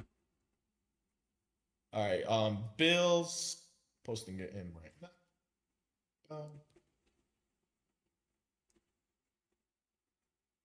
Look, Maxwell Harrison already said why he's a B+. I just thought there were better available, but I get it. Mhm. KJ Sanders, a physical beast. He's gonna definitely do a great job at that D line. Landon Jackson, A-. I think physically he's a beast, needs to be developed. Riley, you told me you don't have a lot of confidence in your DC at developing players specifically, but we'll just see how he goes for there. If Yeah. he developed right, he can be arguably the best run stopper in the league because that's what he was in college. Okay. Deontay Walker, another physical beast. Jordan Hancock, he's solid. Hey, Hawes was weird to me, a tight end, especially because like tight end was far from a need for the Bills, unless they know something I don't, maybe a trade or something. Well, we lost our tight end 3. Yeah, I guess. But Uh, did we resign? No, I think we let him walk. But just, Kincaid has been kind of on the way out. people are worried about him, and I guess I am because he was good his rookie year, and then like his second year, which was this year, he got injured, and then after the injury, he was much like Keon Coleman. He was not really living up to his name or his Yeah. status as a draft pick. I mean, Kincaid was a first round pick. So, that's why people were kind of pissed off at him. Um, but yeah, so I think that I heard people say he's a solid tight end 3, but he's also a tight end 3. You know what I mean? Yeah. Jackson Hawes or whatever his name is. Yeah. Dorian Strong, actually pretty good pickup. He actually does show a lot of good potential. The Right. problem is you took a cornerback in your first Yeah. round, so I doubt he might get a starting role, but which is kind of a shame. Chase London, offensive tackle. I mean, the Bills had the best O line in the league last year, so wasting a pick on O line was a little weird to me. But like I said, I don't see the formula they're using to cook with, so I just have to Right. go with like what's in front of me. Um, Prather, another good pick. I think there were better wide receivers still on the table, but like I said, round 7, so hard to really mess it up. You Yeah. know. Um, Overall, I gave the bill. Originally, I gave the Bills an 8 out of 10, but I dropped it to a 7.5 out of 10 just So we are because last. I found it really weird that the Bills traded up for a few players that they did not have to trade up for, like Uh-huh. at all. There was like 2 times, or was it 3 times that they traded up? I'm not sure. I But don't have it on me. regardless, they traded up for, like, I know Dorian Strong, for example, they traded up for him, who is good, but like you didn't really have to trade up for And him. you know Like what's I funny too promise you, he is probably was still gonna be there. so that pick that they got from the Bears to trade up, do you know what team's pick that was originally? Who? Ours. Ravens? Oh. So we traded back for a pick we traded the Bears, which I thought was Huh. so stupid. Yeah. Um, But 7.5 out of 10, like I said, pretty good still. yeah, and then the Patriots. Yep, which I'm pushing in right now. Will Campbell, we already talked about. All right. The only reason I gave a B minus to Trayvon Henderson is because I know that dude was still gonna be there in round 3. It was definitely a overdraft for sure. Mm-hmm. Kyle Williams, he's just a dog. I just don't know how he's gonna have a starting role really because the Patriots already went out and bought Stephon Diggs and Matt Collins for their team. True. Jared Wilson's good player. Probably a bit of an overdraft. Same thing with Craig Woodson. Uh, Joshua Farmer, I like him, but definitely needs to improve his game a lot. Brandon Suasion, very good. I thought he was gonna go like around 3 in my opinion. Mm-hmm. I mean, Andreas Borgelis, same logic for Luke for the Ravens. Good pick. Did not he probably could have waited until round 7. Right. Um, Marcus Bryant, pretty good. Julian Ashby, long snapper, but I mean, it was round 7, so who cares? And Kobe Minor, the Mr. Irrelevant of this draft, he's not good. You know, But dude. he's good enough physically where if you're smart with him, you might get him to be a 3 if you're lucky. Right.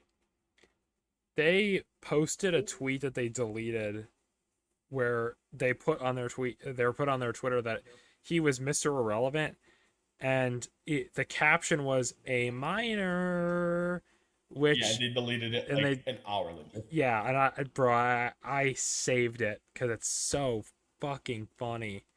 Like, I don't even get it. Oh, last name, but like, like I don't get like the connection they're making. I think they're just trying to say because his last name is Minor, it's like the Kendrick verse or lyrics or whatnot. Oh, But also the fact that it's connected to pedophilia is, why would you associate him with that?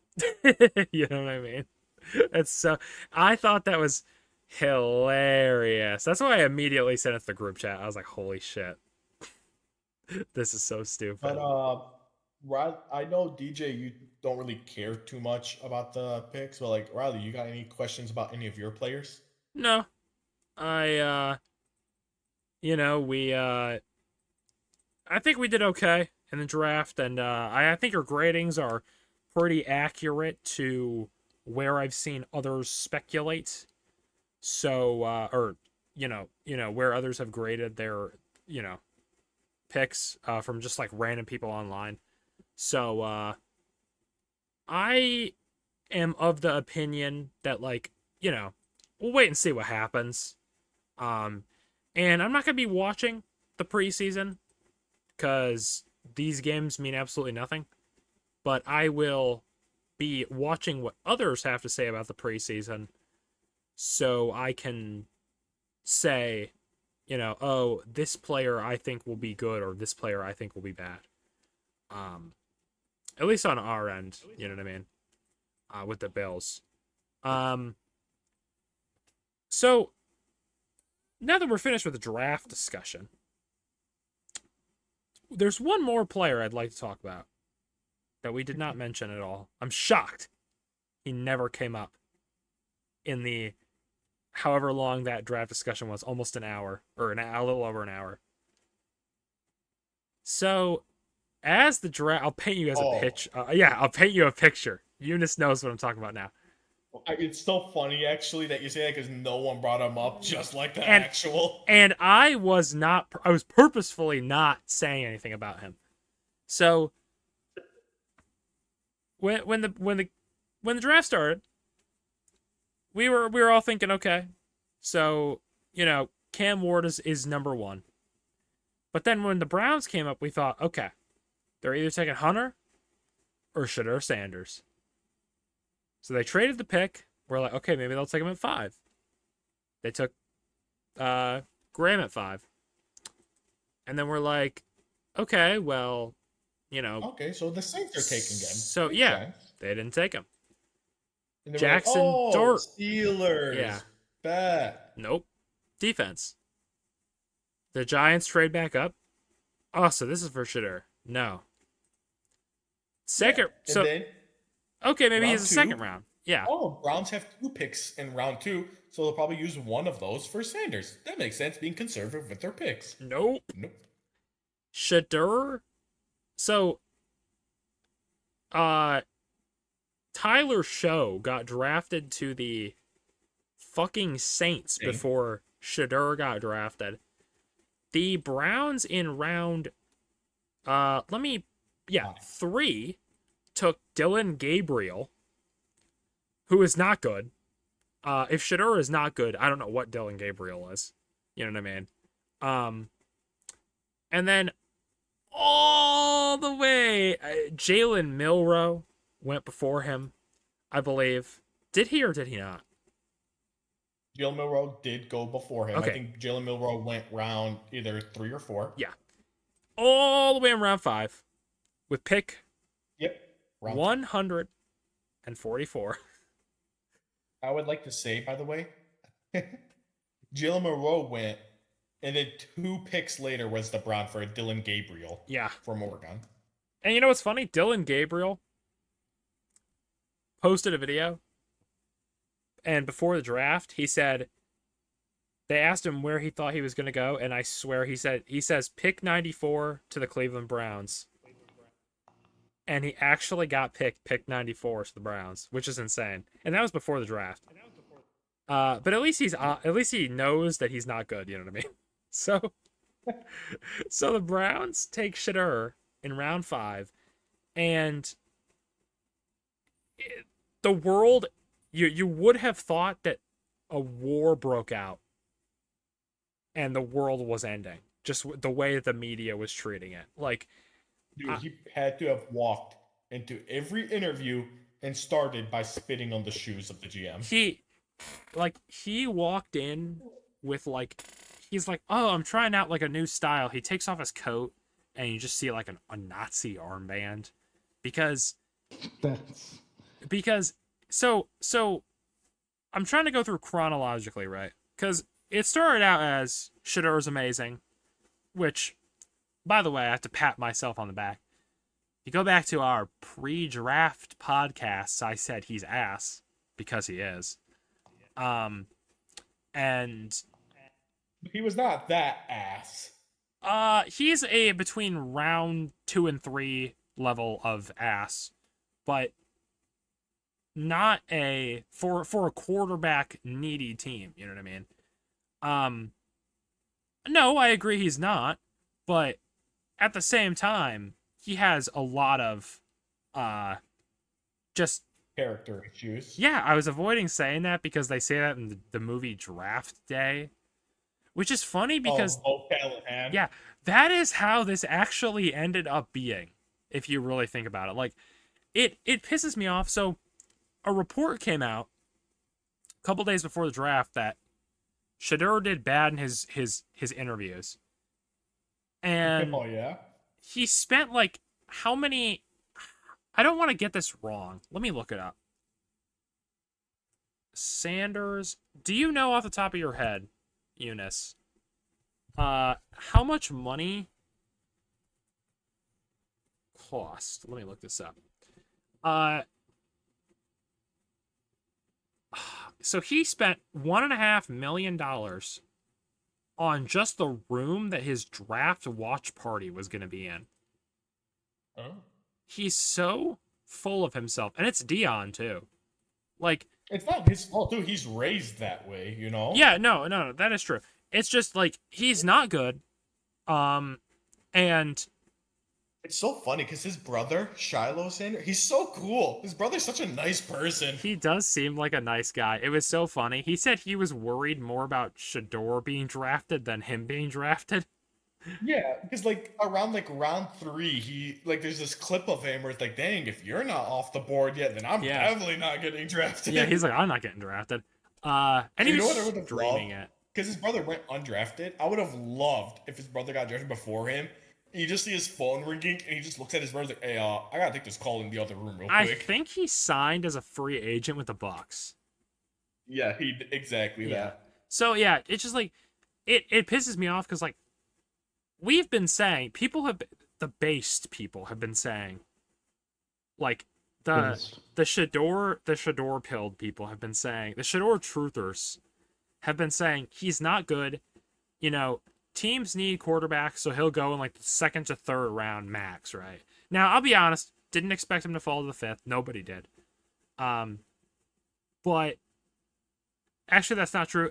There is a video from like months ago that was circulating on TikTok where someone like who was obviously bullshitting said, "Oh yeah, he's a fifth round pick at max," which I think is hilarious.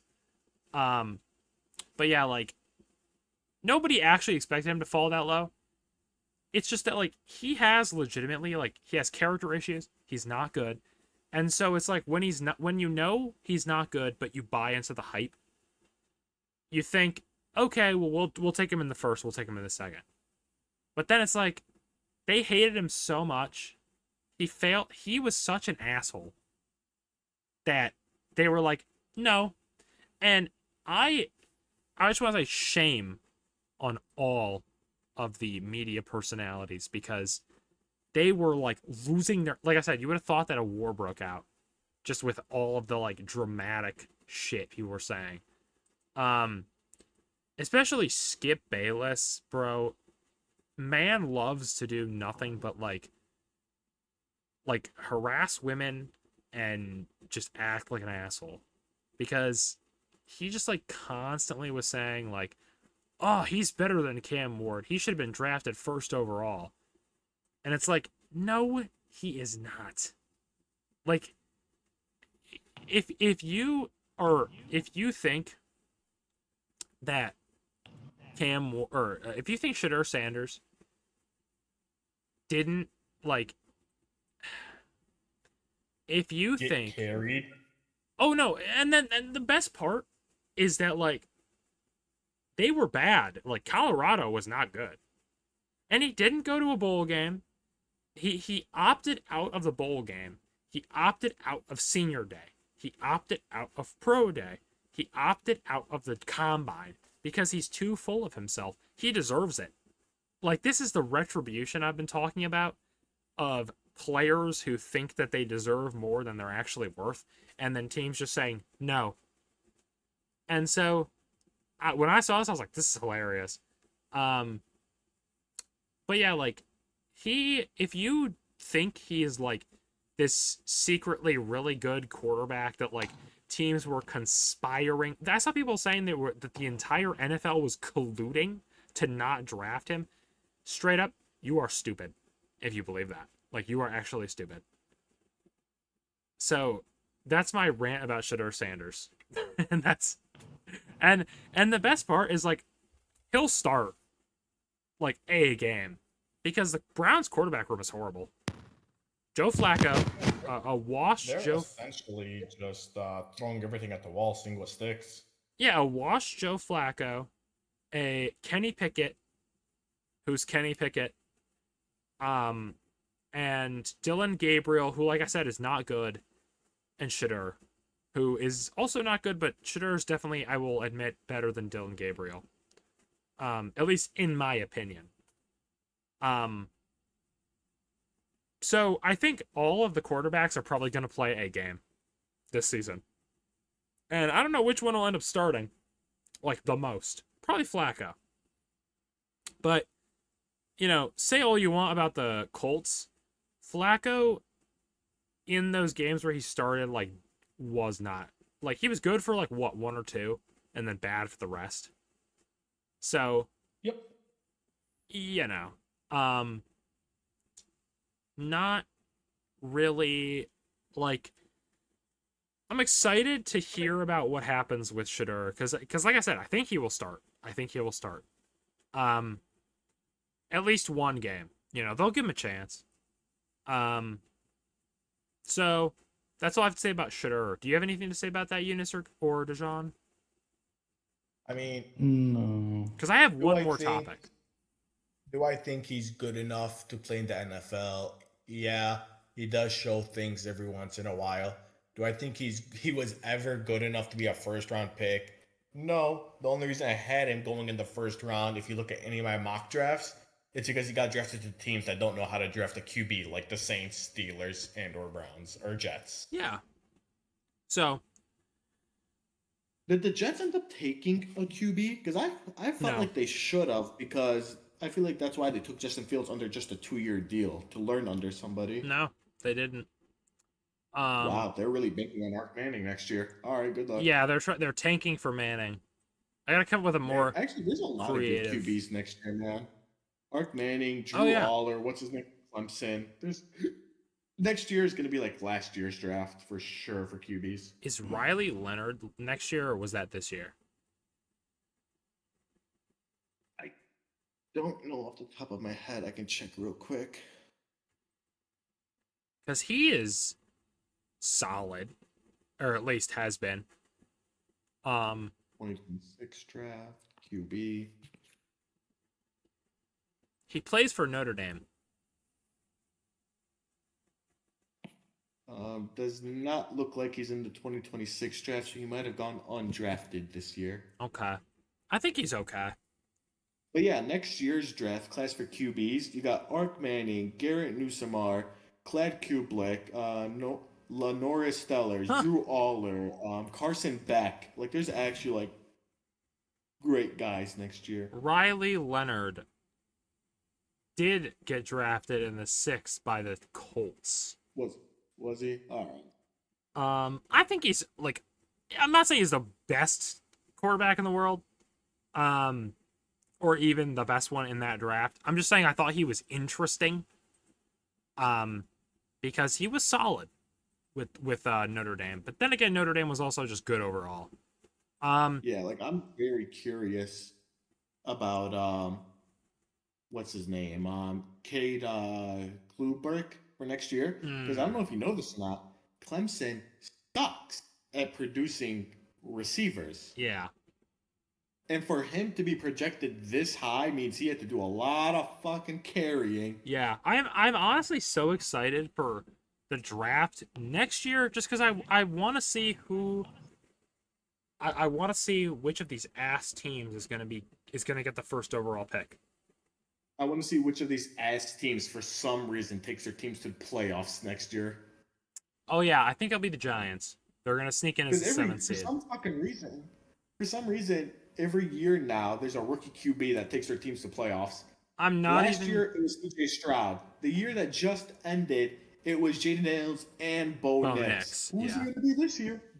Is Jackson Dart that guy? You know, I'm honestly not even joking. I would bet that Jackson Dart takes the Giants to the playoffs this season over the Cowboys making it.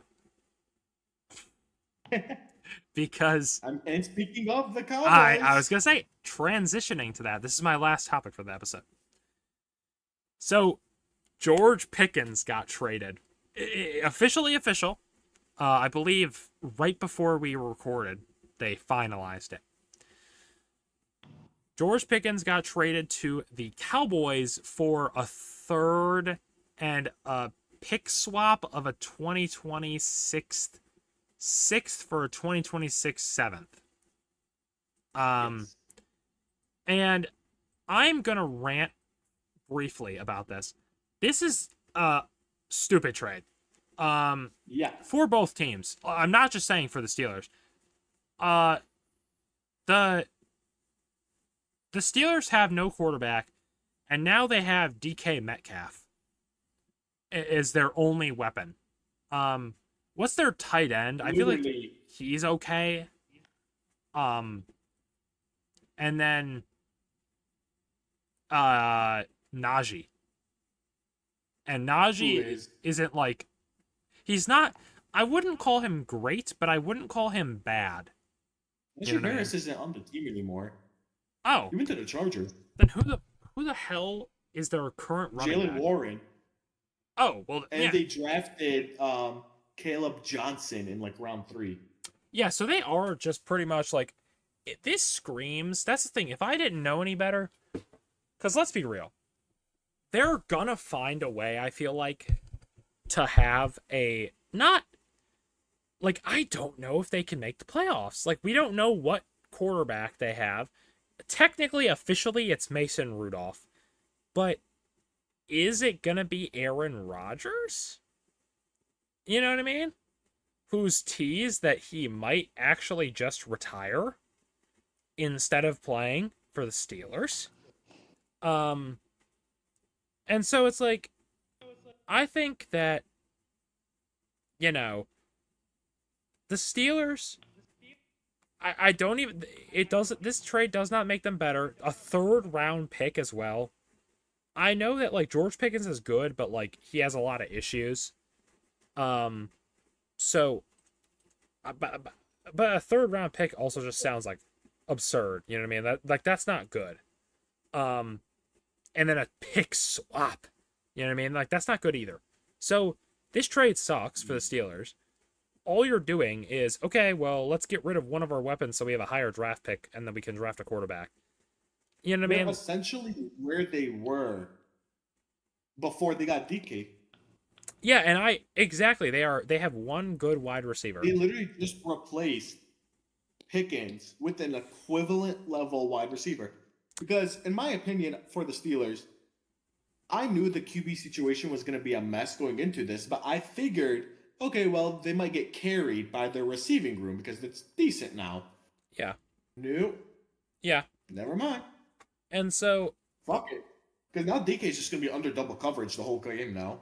Because, with Pickens on the field, you can't double coverage both of them. So someone will get the ball inevitably. Not anymore. I don't think we go into this season with Mason Rudolph being the starter. If we did, it's a tank year. If we don't, the Steelers just don't refuse to do it because Mike Tomlin's been on the hot seat. I know for like 6 consecutive years. So if it's a tank year, he's just gone, and Yeah. he's not going to do that. And that's why I think I think they refuse to tank, which is why I think they will probably sign Rodgers. Let it be known, by the way, Mike Tomlin was the one that initiated the trade for Pickens. Yes, he was pushing for it as well. So yes, this was, in my opinion, this is a bad trade. This like lowers my opinion of the Steelers. Now let's talk about the Cowboys. This does not rate. This actually Okay. this lowers my opinion of the Cowboys as well. Can I say something for the Cowboys? Yeah, go ahead. Do I think this trade helps them short term? Yes. Yes. Do I think this is enough to get over the mountain-sized hump that is their owner? No. Fuck no. Yeah, that's what I was Fuck gonna say. no. Like, Will this help them get to playoffs more consistently? Probably. But it's not like getting to playoffs was a huge fact. The reason they didn't make it to playoffs last year is because they were just crippled Dak got hurt. very early on. Yeah, and even then, Dak wasn't playing that good. They needed a new Yeah. QB and an O line. That's what's been holding them back because their defense is actually pretty good. Like if you actually look into it, their defense is actually above average. I'd say, really. Oh yeah, it is. And their receiving room, like their offensive weapons, they needed a young running back. They needed a wide receiver 2, an O line, and a QB that does not shit his pants every year in the wild card round. And I said this in my TikTok, and somebody was shitting on me. I don't think Dak can do it, and that is going to be the like. Obviously, yes, Jerry Jones, the shitty GM, and so instead of figuring out, okay, what can we do to move on from Dak, he's like, hey, let's sign Dak to a massive, record-breaking extension. You know what I mean? So Yeah. you're right, Eunice. Does this get the Cowboys like? It makes them better technically, in my opinion. Short term, though. But I understand. I also have a brain, and I'm able to critically think, and I also have a memory that's longer than 5 seconds, and so I remember that. Are you shitting on him being old or just Cowboy Yes, fans? Jerry Jones. So I know that, this is not the year, and last year wasn't either. Even without, if Dak was perfectly healthy, you're right, Eunice. He played like shit in a couple of games that he was actually able to play. Like he played good in that 2-0 start, and then, or did he start 0-2? They got blown out by the Saints. Yeah, they got blown out by the Saints. They started 1-1. So it's like, And then they 1-2. They 1-2 because then they lost to the Ravens. yeah, And then I think they won the week after 2-2, but he got injured in that game. and so yeah, you could say, well, that was a wash, but like I said, it's just it's not like this does not help you. You need their defense is like actually, like Eunice was saying, passable, is what I'll just say. Like it's not Super Bowl ready defense, but is it like you can win in playoffs? Yeah. Like no, all right. No disrespect, Riley. And I genuinely mean this. I swear to you, I mean this. If we're looking at the Cowboys defense last year, and the most comparable defense is the Bills defense, I'd say Bills it's like are worse. that's exactly what I was gonna say. I think it was like slightly better than the Bills defense. Yeah. But you saw that the Bills defense was good enough that the offense was able to cook on the field. And that's the thing is like, this is not a CD Lamb problem. This is not a George Pickens problem. It's a Dak Prescott and bad ownership problem. And your running back is 90 years old. And somebody in the comments was like, they drafted a running back. Okay, they drafted your round a 5 nobody. running back or whatever the fuck it was is not gonna be the next Nick Chubb. Yeah, you drafted a nobody from Nobodyville who's gonna run for no yards, and nobody will remember him. Lakers in 5. You know what I mean? Like it's just I knew it. You're like, he's wrangling. He's wrangling for too long. I made that up on the fly. I was just speaking. But yeah, like he just, like I said, he's not your franchise. I'm sorry, Dak Prescott is not a Josh Allen. He's not a Joe Burrow. He's not a Lamar Jackson. He's not a Patrick Mahomes. He's not a Jalen Hurts. He's not a Matthew Stafford. He's just not that guy who every year defenses from other teams have to be, fuck, what do we do about this guy? And he did have that MVP caliber season. Two seasons ago. Also, you look at that season and you see 60% of his yards came from after the catch. And not only that, so even if you remove that from the equation, so what did they do with that near MVP caliber season? Lose in the first round. The wild card. Yeah.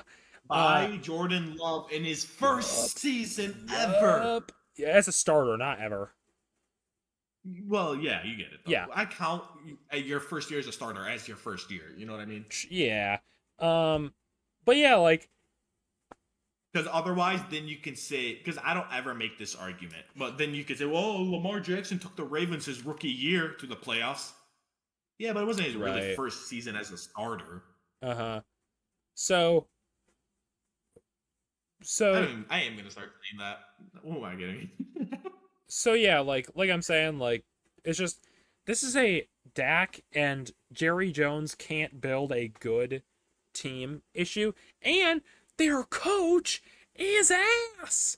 Like, so like I said, I believe if the Cowboys make the playoffs, it's because they've stumbled into the playoffs. And yeah, they just beat up on bad teams like they do every year. Actually, what's their season? We're gonna see their schedule. You know what? Let me pull that up actually. Because you know what it is, too? Let's look it up. They came from a division where they had 4 free wins because the Commanders were ass and the Giants were ass, so that's 4 free wins. And then they would beat up on the shitty NFC South teams to get another 3 to 4 wins, which automatically puts them at like 7 or 8 wins. Giants. So then they just have to win 1 or 2 more games. Okay. Giants, Eagles, Commanders at home and away. Packers, Chiefs, Chargers, Vikings. Yep. Those are all losses. They're so cooked. Broncos too. Lions is another loss. Yep. Bears, Broncos, Lions, Raiders, Jets. That's a win. Panthers. So let's be nice, right? Like all right, let me look at this and be nice. I could see them go 1, 2, 3, maybe 4, 5, maybe 6. Let's say Justin Herbert has a bad day. 7 for the Raiders. 8, 9. I can generally see their ceiling of 9 and 8. And I'd say like I would say, like, okay, in theory, they could beat the Giants twice, but maybe, and then split with both the Eagles. Actually, no, I think they're going to get swept by the Eagles, but let's say they split with the Commanders. But then you always get games, too, where it's like, what the fuck? Exactly. You know what I mean? Exactly, especially like with division rivals. The Browns beat the Ravens last year. Division games, anything is up for grabs. It does not matter how good or bad you are. So the Russell Wilson Broncos beat the Chiefs last year. Exactly. So I have, like I said, it's just they make no splashes in free agency really. I have no faith in them. Like I said, I will predict them to miss the playoffs. Yeah, that's fair. If you want to talk about another team that normally is a playoff contender that I don't think is making it, 49ers. I think it depends on what the fuck they're doing. It depends on what they're trying to save money for the Brock Purdy contract. I don't think that's smart. They're trying to save money for the Brock Purdy contract, but then they make George Kittle the highest paid tight end. That's what I'm saying. Like, I don't get it anymore. Yeah. Yeah, so. And then the last year, they gave Ayuk that crazy ass deal. Oh, that was so stupid. So stupid. That's what I'm saying. I don't get what they're going for, really. I think they should have traded away Ayuk, paid Deebo Samuel, then drafted their receiver, because Pearsall looks nice. Juan Jennings looks decent. Yeah. Yeah, so. I don't know, whatever. Yeah, so, that's really all I've to say about the Cowboys. Yep. I have no faith in them. Left, really. Yeah, so that's going to be, I think that's going to be this episode, though. Yep. So we'll probably be back see you guys closer to the start of the season, unless something crazy happens. If there's just open up Twitter real quick. Bryce Young got traded for Josh Allen. Bro, I'm killing myself. There ain't gonna be nobody. I thought you said you love Bryce Young. Do you think I would take? There is literally no quarterback I take over Josh Allen. So if Josh Allen literally zero, yes, yeah, I'm gonna say yes, prime Tom Brady. Oh no, I'm saying that's currently in the league. Mahomes. No, I wouldn't. Okay. Yeah, okay. Eunice. I wouldn't. So there's quite literally no. So yeah, if Josh Allen got traded or released, you wouldn't hear from me for a while. You know damn well that would not stop us. We'd be at your front door. Yeah, I was gonna say you drive to my house, but no, you would not hear. No. We would not willingly be hearing from you. If Bryce Young won us a Super Bowl, I would still be like, no. It should have been him. It should have been him, not you. All right, well. Yeah, so that's it. That's this episode, guys. Does anybody have anything to say? You have anything to say? I can't believe we got Mike Green and Malachi Starks. Dijon? I genuinely can't tell you anything at all. I don't know these people. I don't know these teams. I like we'll having just see- Dijon around as moral support. We'll just see what the hell happens when the season starts, to be completely honest. Yeah.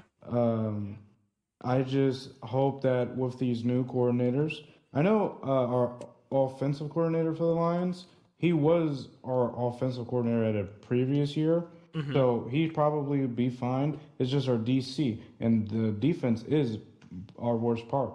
So we'll genuinely just see. And I mean, people are out of injuries at the current moment, so it just matters. if Gus were here, he would say, "Oh, I love the Patriots. I love Drake May. Go Patriots." Blah blah blah. And then I would cut him off, Yeah. and I would say, "Go Bills." And wait, one more thing. Thankfully, Urban me. fuck. I don't watch porn.